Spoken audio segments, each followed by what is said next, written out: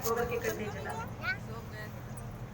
उसके बाद में 2 मुट्ठी पीली सरसों उस पर डाल दो और 5 बार भैरव बाबा का नाम लेकर के मेरे भाई बहनों उस चीज को जैसे जैसे वो चीज चल जाएगी वैसे वैसे वहां के तंत्र मंत्र का प्रभाव खत्म हो जाएगा। कुछ लोगों की एक और समस्या है कि हम पैसा कमाते तो बहुत है लेकिन टिकता नहीं। बहुत पैसा कमाते हैं, बहुत पैसा कमाते लेकिन टिकता नहीं, आता दिखता है जाता नहीं दिखता। इसके लिए कार्य कर सकते हैं आप लोग, पर उसके पूर्व आप लोग मुझे जवाब दीजिए। आपके घर में कोई बहन बेटी जिसका आयु हो जाए 18, 20, 22 साल तो आप क्या करवाते हो बेटी का? बताइए। विवाह, शादी, मैरिज, लग्न। फिर उसके बाद वो उसके पति के घर में जाती है, फिर वहां से लौट के आती है। कितने दिन रहती हो? कितने दिन रहती हो बताइए? 4 से 5 दिन। अगर जमाई जमराज जैसा नहीं हो तो 7 दिन भी रोक देता है। अगर आपकी इच्छा हो आपकी बेटी की शादी भी हो जाए परमानेंट आप ही के घर रहे तो क्या ये संभव है? संभव है मेरे भाई, संभव है। नहीं बोलेंगे आप आपकी जमाई को घर जमाई बना दो तो बेटी भी आपकी की और जमाई भी आपकी का। बोलो चलेगा? सब लोगों ने हाथ घुमा दिया कि नहीं चले घर जमाई। मेरे भाई बहनों पता है घर जमाई और जमाई के नखरे बड़े खतरनाक होते हैं।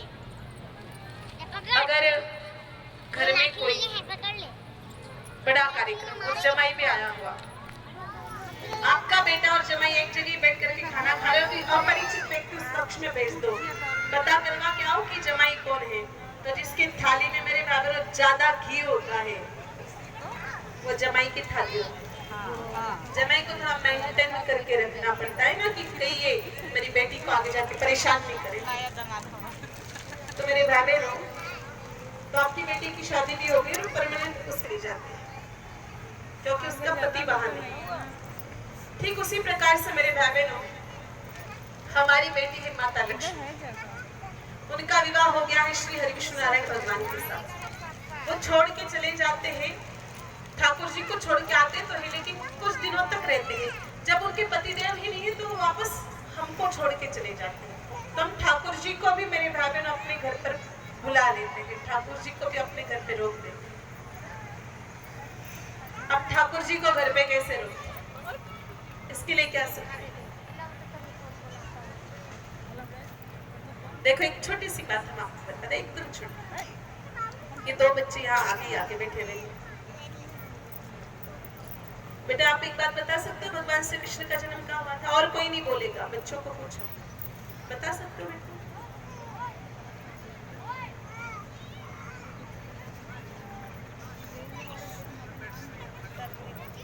इनको पता नहीं है भगवान श्री कृष्ण का जन्म। अब ये तो मेरे भाई बहन एक आईना मात्र है सिलवासा कि हमारे यहाँ बच्चों को इस प्रकार से कुछ भी नहीं पढ़ाया जाता है ना सिखाया जाता है।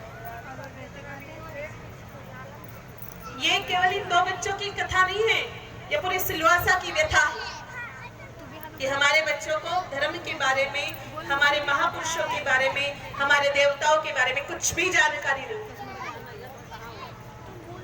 इसमें दोष इन बच्चों का बिल्कुल भी नहीं है मेरे भाई बहनों। मैं तो इन बच्चों का बिल्कुल भी दोष नहीं मानता हूँ। आप भी एक बार अपने अपने बच्चों को घर पे जाकर के पूछ लेना कि बेटा भगवान श्री कृष्ण का जन्म कहाँ हुआ। तो आपका आईना है कि आपने आपके बच्चों को कैसे संस्कार दिए। मेरे भाई बहनों जिस बच्चे को यही नहीं पता भगवान श्री कृष्ण का जन्म कहाँ हुआ था और वो बच्चा भले ही MBA कर ले, वो बच्चा भले ही चार्टर्ड अकाउंटेंट बन जाए, कोई काम का नहीं। जिस बच्चे को रिलीजन की, धर्म की शिक्षा नहीं मिली है और वो शैक्षणिक पात्रता लेकर के भले दुनिया में बहुत बड़ा नाम कर ले, किसी काम का नहीं। और इसी में हम लोग बहुत पीछे। आज बड़ा कष्ट हुआ मेरे भाई बहनों मुझे ये देखते हुए कि यहाँ पर हमारे सनातन संस्कृति के मुख्य आधार भगवान श्री कृष्ण के बारे में ही यहाँ के बच्चों को जानकारी नहीं।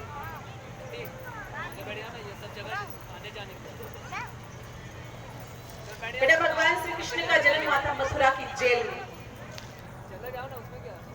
वहां भगवान कितनी देर तक रुके थे? कितनी देर रुके भगवान? बड़ी मुश्किल से 1-2 मिनट। और वहां से कहां चले गए बताइए? गोकुल। अब गोकुल कोई जमीन का टुकड़ा नहीं है मेरे भाई बहनों, गोकुल तो वो स्थान है जहां साक्षात गौ माताओं का निवास है। तो कहने का अर्थ ये है मेरे भाई बहनों, भगवान भले ही मथुरा में जन्मे थे लेकिन आधी रात को फंटी हुई यमुना नदी को पार करते हुए वो गोकुल गए थे। तो जहाँ गौ माताएं होती वही ठाकुर जी निवास करते हैं। अगर आपके घर पर भी गौ माता होगी तो ठाकुर जी आपके घर पर दौड़े दौड़े आएंगे, और जब ठाकुर जी आएंगे तो मेरे भाई बहनों लक्ष्मी मैया छोड़ के जा नहीं सकते। तो ठाकुर जी को घर पे लेके आइए। और ठाकुर जी घर पे कैसे आएंगे? जहाँ गौ माता होती वही आती। अगर आप